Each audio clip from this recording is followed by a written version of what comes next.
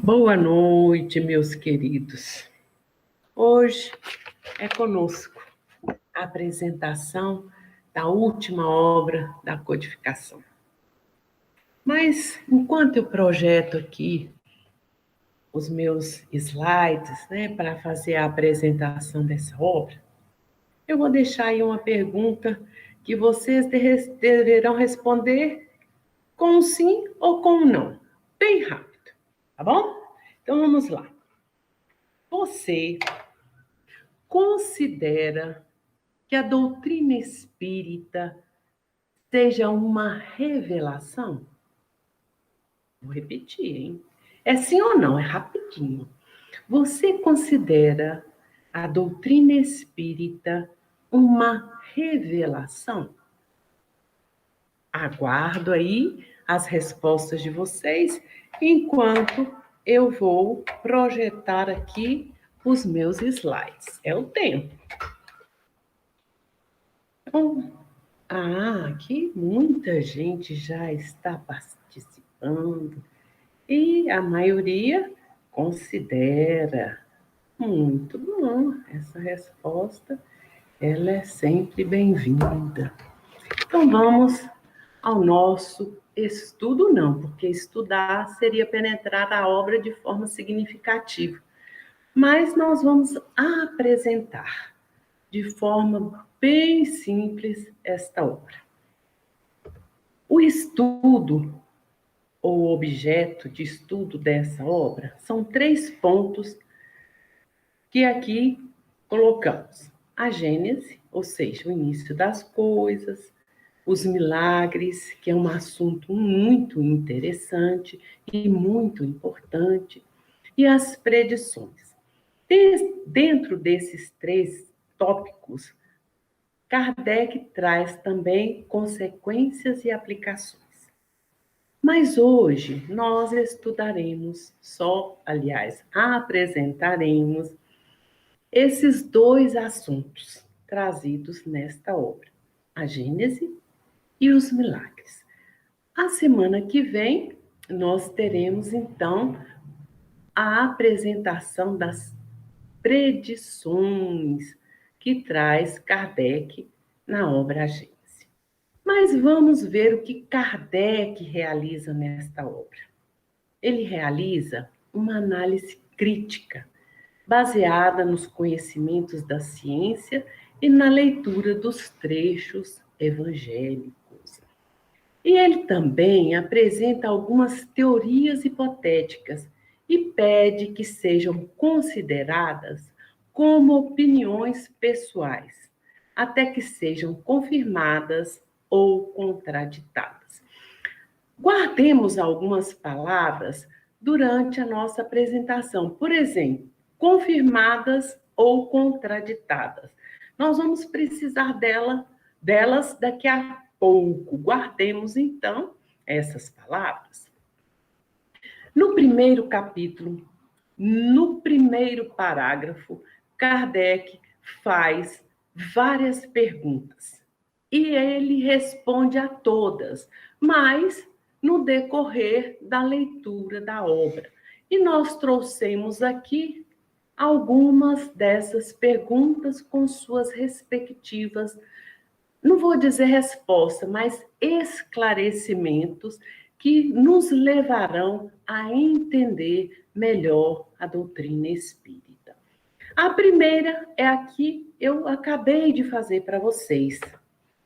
Pode o Espiritismo ser considerado uma revelação? E, para nossa alegria, a grande maioria, até o momento que eu vi, respondeu que sim. Muito bem. Mas a resposta sim deve ser seguida de um esclarecimento, e é isso que Kardec faz. Ele diz, então, que ela é considerada uma revelação porque revelar é dar a conhecer uma coisa desconhecida. Não que não exista, mas ela não é conhecida. É também ensinar a alguém aquilo que não sabe. E ele traz, na explicação dessa resposta, um exemplo muito é comum a nós, que ele diz que é a questão do professor e do aluno. Aquele aluno, ele começa nas séries iniciais, o professor lhe dá instruções básicas, e à medida que ele vai avançando, ele consegue, então, penetrar mais, aumentando os seus conhecimentos. Tudo já existe, mas aquilo para ele, naquele momento, é desconhecido. Então, é uma revelação. Vamos seguir para que nós possamos entender melhor. Estamos trabalhando as questões, as perguntas. Aí ele completa, então, essa primeira pergunta.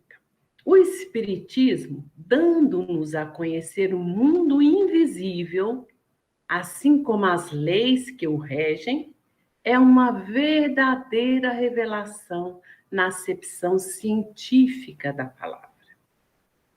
O homem, então, com esse conhecimento, já não caminha às cegas, sabe de onde vem, para onde vai e por que está na Terra. Mas qual o seu caráter? Qual é o caráter da revelação espírita? O seu caráter é duplo. Participa ao mesmo tempo da revelação divina. Ou seja, os pontos fundamentais da doutrina provém do ensino que deram os espíritos encarregados por Deus. Lembram aqueles que tiveram a oportunidade de assistir à primeira aula que fala sobre Kardec?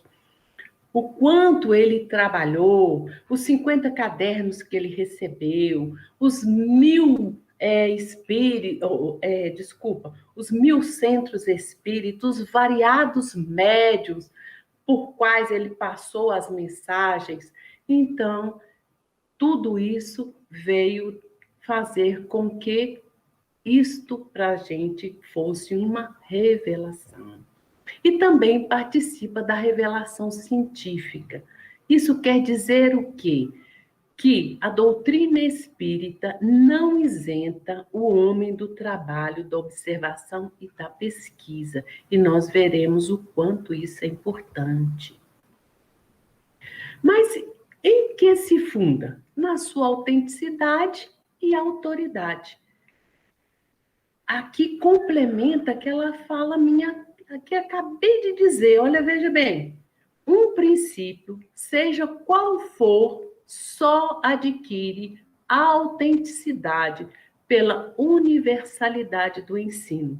Isto é, por instruções idênticas, dadas em todos os lugares, por médios estranhos uns aos outros. A quem e de que maneira foi ela feita? Vamos entender essa questão.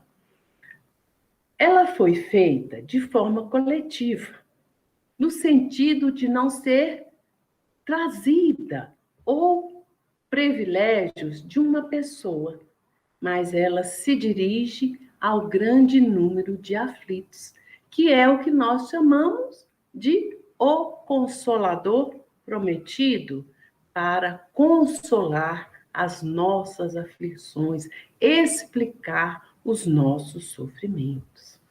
É absoluta ou suscetível de modificações? O que nós lemos lá naquela explicação do que a obra traz? Algumas ideias, elas poderão ser confirmadas ou contraditadas. É isso que Kardec explica. Absoluta ela não é. Por quê?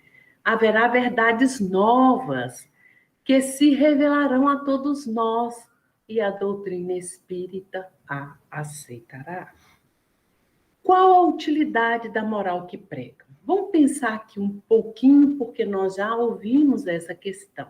Moral? Qual é a moral que a doutrina espírita prega? É a moral do Cristo, não é? Pois bem, o Kardec então comenta que o ensino dos espíritos acrescenta à moral do Cristo é o conhecimento dos princípios que regem as relações entre os mortos e os vivos. princípios que completam as noções vagas que ele, o Cristo, né, havia dado acerca da alma, de seu passado e de seu futuro. Mas quais as verdades novas que eles nos trazem? Mais uma vez, Kardec explica-nos claramente, usando do raciocínio. Completar o ensino de Jesus deve entender-se no sentido de explicar e desenvolver, não no de ajuntar-lhe verdades novas, porque tudo nele se encontra em estado de gênero. Vamos lembrar aqui, eu faço questão de lembrar essa ideia mais de uma vez, para que nós possamos entender essas explicações que virão à frente. As leis de Deus, nós já sabemos que elas são imateriais, imutáveis, eternas e perfeitas. Então, a juntar ao que o Cristo trouxe, que são as leis de Deus, não são coisas novas, mas explicar e desenvolver.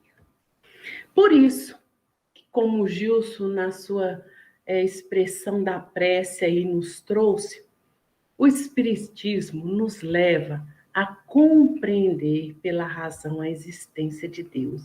Então, é essa a nossa busca, entender a nossa existência, entender, procurar nos aproximar mais de Deus. E algum esclarecimento que eu trouxe, eu o trago para vocês a partir do estudo que o João Ramos trouxe, né, no curso de férias que nós realizamos esse ano, que está nesta obra, Espiritismo, Estudos Filosóficos de Bezerra de Menezes. A existência de Deus. Suprimir do universo a ideia de Deus é fazer do homem a obra mais inexplicável da criação. Traz Dr. Bezerra algumas das causas da negação da existência de Deus. Diz ele, o orgulho de não sujeitar-se à opinião universal. Qual é a opinião universal? É a opinião de que Deus existe. E, principalmente, a deficiência de estudos. É muito importante essa colocação de Dr. Bezerra de Menezes. Prova da existência de Deus. Provar que Deus existe, que o homem imortal em sua essência, é ajuntar mais uma voz ao coro universal. E aí ele faz uma pergunta: por que não acreditar na existência de Deus? Porque não vemos? Não o compreendemos?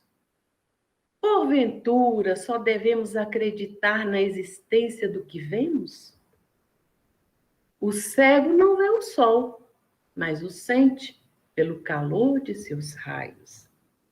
Como não admitirmos a existência de um ser onipotente e onisciente, contemplando as maravilhas da criação? Aí Kardec coloca nesta obra, onde então se pode encontrar a prova da existência de Deus? Deus não se mostra, mas se revela pelas suas obras. E dizíamos que o papel da ciência é muito importante, né? A doutrina espírita, como eu disse anteriormente, não isenta o homem de trabalhar, observar e procurar se adiantar. Então, à medida que o homem se foi adiantando no conhecimento, também foi penetrando nos mistérios da criação e retificando as ideias que formara acerca da origem das coisas. É a ciência que nos fornece a chave para resolver os problemas da criação. E aqui nós trouxemos alguns aspectos que a ciência já conseguiu alcançar. Por exemplo, a astronomia. O estudo dos astros, dos planetas, acontecia há um tempo atrás? Não. Mas com o desenvolvimento da ciência, esta ciência nos abre as portas do espaço infinito e, com o poder do cálculo, ela pode determinar o movimento, a posição, o volume, a natureza e o papel dos corpos celestes. A química nos traz as transformações da matéria, o que combina com o que resulta de tal combinação. Não é ela que faz isso? A mineralogia nos mostra os materiais que formam as superfícies do globo. A geologia, ela vem nos ensinar a ler nas camadas terrestres a formação gradual desse nosso mesmo planeta. A botânica, a zoologia, a paleontologia, a antropologia, elas nos trazem a filiação e sucessão dos seres organizados. Também nessa primeira parte, Kardec desenvolve, nos traz algumas informações da gênese orgânica, que é a formação primária dos seres vivos. Mas nós buscamos uma ajuda em O Livro dos Espíritos, na questão 43. Os espíritos respondem a Allan Kardec. No começo, tudo era caos. Os elementos estavam confundidos. Pouco a pouco, cada coisa tomou o seu lugar. E Kardec, nesta obra, comenta: cada espécie foi aparecendo à proporção que o globo adquiria as condições necessária à existência dela. Houve, então, uma criação simultânea e múltipla dos primeiros casais de cada espécie animal e vegetal. É na obra O Livro dos Espíritos que nós encontramos a diferença entre seres orgânicos e inorgânicos.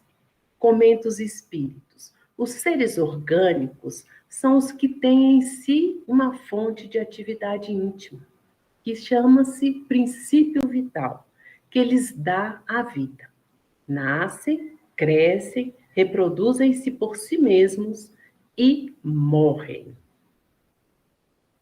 Os seres inorgânicos são os que carecem de vitalidade, de movimentos próprios e que se formam apenas pela agregação da matéria. Esse conceito é trabalhado nas escolas por igual. Fala também, nessa primeira parte, da gênese espiritual. Princípio espiritual, o que é?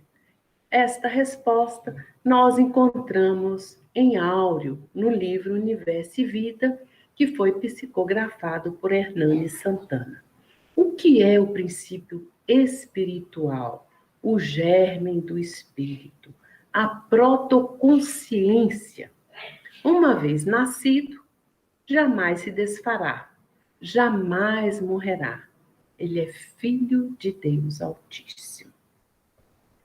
Qual a sua origem? Aí Kardec coloca: aqui falecem absolutamente os meios de investigação, como para tudo que diz respeito à origem das coisas. Mas, com André Luiz, no livro esqueci o nome, deu um branco agora. Evolução em Dois Mundos, lembrei. Nós vamos ter maiores esclarecimentos. E eu, particularmente, aconselho a vocês a darem uma olhada. Aqueles que têm interesse de estudar esse assunto, verifiquem lá que novos conhecimentos André Luiz nos trouxe a esse respeito. Mas qual a sua destinação? Qual a nossa destinação? E isso nós vimos lá na parte terceira de O Livro dos Espíritos, quando nos é tratada da lei do progresso. Então, progredir até atingir a perfeição relativa, que é o fim que eles cumprem alcançar. É a condição de puro espírito, vulgarmente chamado anjo. E para finalizar essa primeira parte, que trata da Gênese, temos também uma relação que Kardec estabelece sobre a Gênese mosaica dos 6 dias, da perda do paraíso, no primeiro dia, a questão quando se fez a luz, até o 6º dia, quando apareceu o homem e a mulher. Diz Kardec de forma bem clara para todos nós: não rejeitemos, pois, a Bíblia, a Gênese bíblica. Ao contrário, estudemo-la como se estuda a história da infância dos povos. Trata-se de uma época rica de alegorias, que se deve comentar e explicar com auxílio das luzes da razão e da ciência. Pois bem, e no livro A Caminho da Luz, olha que interessante. Esta semana nós estamos estudando o capítulo que trata sobre os hebreus. E Emmanuel, através da psicografia de Chico Xavier, comenta a esse respeito de forma muito clara também. Diz ele que é no conjunto, né, essa questão dos 6 dias da Gênese mosaica, um poema de eternas claridades. Seus cânticos de amor e de esperança atravessam eras com o mesmo sabor indestrutível de crença e de beleza. E completa. É por isso que, a par do Evangelho, está o Velho Testamento, tocado de clarões imortais para a visão espiritual de todos os corações. Pois bem, encerramos aqui a primeira parte. Vamos entrar na questão dos milagres. E aqui eu farei uma outra pergunta para vocês, e que a resposta também é sim ou não, bem simplesinho. Você que está nos assistindo, que está nos acompanhando, acredita em milagres? Respondam aí que eu estou aqui esperando a sua resposta. Muito bom, pessoas. Obrigada por nos responder aí. Temos resposta sim e também temos resposta não. A maioria é sim, outros dizem que não, mas vamos em frente. A maioria é não, desculpa aí. Mas vamos em frente. Então, vamos apresentar essa segunda parte do livro A Gênese. Milagres. Comecemos, então, com a acepção etimológica da palavra milagres. Admirável, coisa extraordinária, surpreendente. Vamos lá. No entender das massas, é um fato extranatural. No sentido teológico, derrogação das leis da natureza. E aqui a gente vai parar um pouquinho para comentar da palavra derrogação. Vou repetir, hein? As leis de Deus, as leis da natureza, as leis divinas, que são todas as leis de Deus, são eternas, imutáveis, imateriais e perfeitas. Quando falamos da palavra derrogação, quer dizer que haverá uma mudança nas leis da natureza, nas leis de Deus, nas leis divinas. Quando se fala que há uma mudança, nós já estamos mexendo na lei de Deus e tornando mutável. Se ela é imutável, eu não posso trabalhar derrogando lei nenhuma das leis da natureza. Concordam comigo nesse aspecto? Pois bem, então vamos ao entendimento da questão dos milagres. Caracteres: inexplicável, sobrenatural, excepcional. Considerava sobrenatural tudo aquilo cuja causa não se conhecia, era o desconhecimento. Então, tudo que era sobrenatural era uma coisa que não se conhecia. Mas o Espiritismo, essa doutrina esclarecedora, faz com que voltem ao rol dos efeitos naturais todos os milagres. Ah, então o Espiritismo faz milagres? Não. O que ele tem nos feito que já foi dito anteriormente? Vem revelar novas leis e explicá-las. Leis essas que regem o princípio espiritual, como o corpo está às leis que regem o princípio material.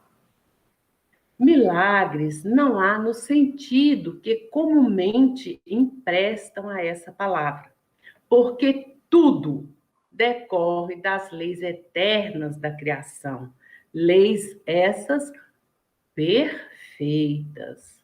Então Deus faz milagres. Kardec nos explica e nos deixa um raciocínio lógico para esta questão. Deus não faz milagres, porque, sendo como são perfeitas suas leis, não lhe é necessário derrogá-las, mudá-las, transformá-las, substituí-las. Não são leis perfeitas, leis eternas, leis imutáveis. Então, não há necessidade de mudança. Então, tudo que diz respeito à questão dos milagres está dentro das leis da natureza. Se há fatos que não compreendemos, é que nos faltam, então, os conhecimentos.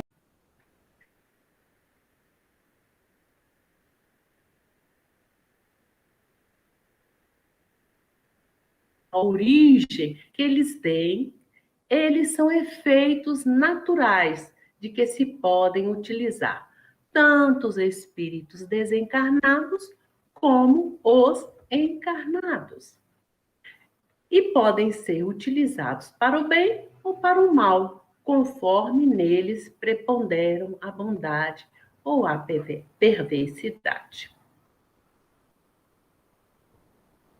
Então vamos descobrir o mistério. Está aí o mistério. Tudo funciona através do pensamento e da vontade. Veja o quão significativo é esta imagem. Nós pensamos, o pensamento é um atributo do nosso espírito. Nós, quando pensamos, irradiamos e essa energia, ela percorre o fluido cósmico universal que nós já ouvimos falar na primeira parte de O Livro dos Espíritos. Veja bem, nós temos no nosso corpo, né, um halo magnético. Então, todo o nosso pensamento primeiro passa por esse halo magnético. Olha, ou seja, todo o nosso corpo é o primeiro que recebe os nossos pensamentos, bons ou maus. Então, é por isso que a gente muitas vezes adoece, porque pensamos mal. E muitas vezes nós nos curamos porque pensamos bem. E esse pensamento, então, ele percorre esse fluido e vai se unir àqueles que estão na mesma sintonia. E poderão, então, causar sofrimento e dor. E os nossos pensamentos, eles têm cores, movimentos e vibrações. Podem ser bons e podem ser maus. Se forem de boa natureza, a impressão, então, é salutar. Se são maus, a impressão é penosa. Está aí a chave do problema não, né? Da solução da questão dos milagres. Falemos em cura, né? Então, os milagres são as curas. Então, vamos trabalhar com as coisas boas da vida, porque ruim nós já estamos vendo demais e já sentimos muitas coisas ruins em nós mesmos. Falemos das curas, que são as coisas boas que são realizadas. E Kardec, então, comenta neste capítulo, né, nessa parte dos milagres, que há 4 ingredientes para que a cura se estabeleça.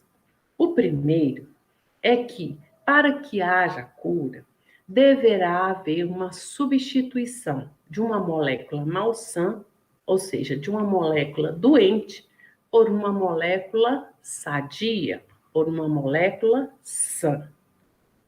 Segundo, o poder curativo, ele deverá estar na razão direta da pureza da substância inoculada. Terceiro, depende das intenções daquele que deseja realizar a cura, homem ou espírito. E quarto, depende da energia da vontade. Quanto maior for, tanto mais abundante emissão fluídica provocará. Veja bem, isso é o nosso pensamento realizando essas coisas. É a questão do nosso espírito querendo que isso aconteça. Mas vamos lá. A ação fluídica, então, ela pode produzir-se de muitas maneiras. Nós temos 3 maneiras que traz Kardec para nós, que nos esclarece bastante a esse respeito. Essa ação fluídica, ela pode acontecer pela atuação dos espíritos, ou seja, dos espíritos desencarnados, sem intermediários. É o que Kardec chamou de magnetismo espiritual. Essa ação também fluídica, essa emissão de pensamento, esse desejo sincero, essa busca de auxiliar o outro, pode acontecer pelo fluido do magnetizador, que é o magnetismo humano. E essa ação também pode acontecer através de dois, vamos assim dizer, de 2 pessoas. O espírito que derrama sobre o magnetizador essas energias e elas associadas são transmitidas então ao paciente. É o que Kardec coloca como magnetismo humano e espiritual. E quem já frequentou a nossa casa sabe que é assim que a fraternidade trabalha. Mas vamos ver a questão dos milagres do Evangelho. Todo mundo fica, né? Todo mundo não, nós ficamos impressionados com esta maravilha que foi colocada aí pelos evangelistas, que são os milagres. Comenta Kardec: os fatos que o Evangelho relata, considerados milagrosos, pertencem à ordem dos fenômenos psíquicos, isto é, dos que têm como causa primária as faculdades e os atributos da alma. Muito bem. Naquela obra que nós citamos, que o João Ramos trabalhou no curso de férias, que é Espiritismo, Estudos Filosóficos, Bezerra de Menezes comenta: Jesus tinha a ciência das leis que regem o universo, das quais nós mal lobrigamos algumas mais rasteiras. Então, a nossa noção das questões das leis de Deus é ínfima.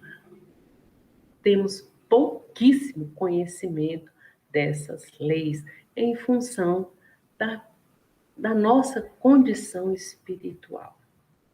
Mas, coloca Bezerra de Menezes, e porque possuía aquela ciência, produziu por ela fatos que aos olhos dos que ignoram passam por milagres, que seria a derrogação das leis postas por Deus. Mas Áureo nos traz uma explicação muito convincente. Ele nos diz: o Cristo Jesus, Senhor da verdade e da inteireza, foi o único espírito absolutamente completo, com todas as suas faculdades plenamente desenvolvidas e em perfeito funcionamento. E aqui nós vamos apresentar algumas curas realizadas pelo Mestre Jesus, muito significativas. Por exemplo, através da fala, do comando verbal, ele era capaz de levantar todos os sofredores, como nos relata João nesta passagem. Estava lá um homem que se achava doente havia 38 anos. Jesus perguntou-lhe: Queres ficar curado? O doente respondeu: Senhor, não tenho ninguém que me lance na piscina. Aquele local havia uma piscina e quando ela se movimentava, conta-nos os historiadores que ela movimentava as águas e aquele que primeiro caía ficava curado. Então, todos que estavam ali esperavam por esse momento e não havia ninguém que lançasse aquele homem em primeiro lugar. Jesus disse-lhe: Levanta-te, toma o teu leito e vai-te. No mesmo instante, o homem se achou curado, pôs-se a andar. O que aconteceu? Houve uma substituição de uma molécula malsã por moléculas sã. Olha que pela vontade, pelo interesse de ajudar, movimentando, como diz os Espíritos para nós, as energias que Jesus possuía para fazer as curas, que veio nos aclarar, que veio nos dar força, coragem para seguir os teus ensinamentos. Mais ainda, Jesus fala aliás, Kardec comenta que há uma ação dupla nessa cura de Jesus, que é o toque e imposição das mãos por 2 vezes. Vejam bem, Jesus havia chegado em Betsaida. Trouxeram-lhe então um cego, e ele o pegou pela mão e saiu da cidade. Passou-lhe saliva nos olhos, e havendo-lhe imposto as mãos, lhe pergunta o que vê. E ele diz que vê homens parecendo árvores. Jesus, então, novamente lhe impõe a mão nos olhos e ele fica completamente curado. Isso está relatado por Marcos. Veja bem, aqui é uma outra lição para nós. Nem sempre a cura ela acontece de forma instantânea. Requer processos mais demorados, mais longos, mais repetitivos. E vamos ao último exemplo, que é a irradiação fluídica. Lembram que eu comentei naquela imagem que tem lá o pensamento e a vontade, que nós temos um halo magnético e que aqui está representado tudo que nós pensamos. Vejam bem, tudo que nós pensamos está fotografado ali, comenta Kardec nesta nossa obra, a Gênese. Então, imagine o halo de Jesus, a irradiação desse halo magnético do Mestre. Pois bem, esta é uma mulher que havia 12 anos sofria de uma hemorragia. Ela ouvira falar de Jesus, então ela veio a multidão atrás dele, atrás dele. E dizia para consigo mesma: se eu conseguir ao menos tocar nas vestes, ficarei curada. E foi isso que aconteceu. Ela tocou nas vestes de Jesus e ficou curada. Mas outro fato interessante nessa passagem que nos relata Marcos é que Jesus vira para o discípulo e pergunta: quem me tocou? Aí os discípulos: mestre, uma multidão lhe toca todos os instantes. Mas ele disse: de mim saiu uma virtude. Então essa mulher logo se identificou e comentou o que com ela havia acontecido. E nós, então, fomos ao Dicionário da Alma, novamente com Francisco Cândido Xavier, Vários espíritos, então, ditaram esta obra, e diz ele: o milagre é sempre o coroamento do mérito. Aquele que tem merecimento recebe os benefícios, mas nunca derrogação das leis naturais, que funcionam igualmente para todos. E encerrando a nossa participação com a apresentação dessa obra, trouxemos do livro A Caminho da Luz um pensamento de Emmanuel. O Espiritismo, na sua missão de consolador, é o amparo do mundo neste século de declives da sua história. Só ele pode, na sua feição de cristianismo redivivo, salvar as religiões que se apagam entre os choques da força e da ambição, do egoísmo e do domínio, apontando aos homens os seus verdadeiros caminhos. E aqui nós temos a nossa bibliografia. Muito obrigada